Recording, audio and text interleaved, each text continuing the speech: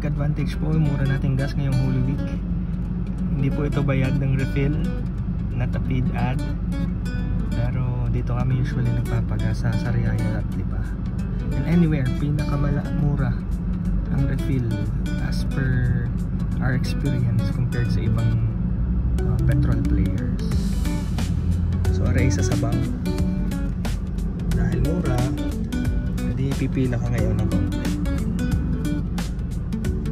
So yung mga kapatid, tinanong ko yung gas attendant kung kailan bumaba yung gasolina.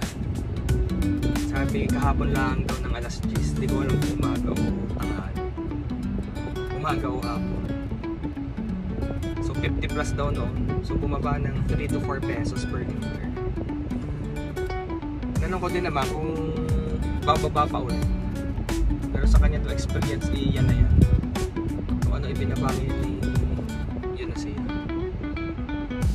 So 46 something yung per liter dito sa iba. Tapos sa Sariaya pala, meron pala akong nakita doon na isang mura din. Kahapon 47 nga mas maaga sila nagbaba. Nataanan ko ng baba. 47, 46 din.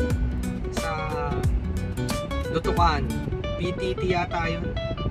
Yung makalabas ng Lutukan sa may highway mismo. Sa Sariaya. Yun, isa pa yun na murang gas. Hindi ko sure kung mura din sa lugar nyo ang PTT. Pero nadaanan ko siya kahapon. Or ilang beses na pinakamura doon sa baybayin ng Sariaya. Dito naman pinakamura sa Sabang refill. Mura din daw dun sa Clean Fuel sa may bandang Fiesta Mall. Hindi ako nagkakamali. Traffic naman dun sa kamalayo dito. Taga nilalayo pa pa.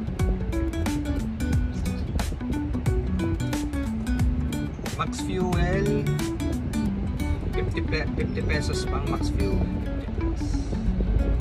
Tapos din sa BP 50 pesos din. Ari ka presyo yata lagi na Max Fuel. Ari, BP na ari. Tabi ng Purugo. Tapos kahirap pong pumarking din. Magmaliw ko lang. Pinaka-okay yung refill. For me. Pagdating sa presyo. Tapos baka iniisip ng iba, madumi. Sisira ang fuel filter, etc. Pero sa aking experience, matagal na rin kami na nasubok din sa mga small players like refill. Wala pa namang napansin sa sakyan. Ox na ox pa siya. Alright, enjoy your holidays po.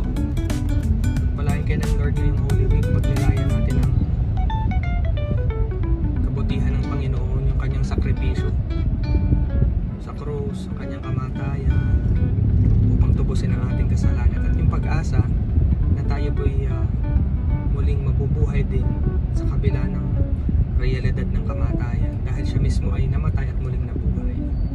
Sa kapangyarihan ng Diyos, lahat ng sumampalataya sa Kanya ay muling mabubuhay at magkakaroon ng buhay na walang hanggan.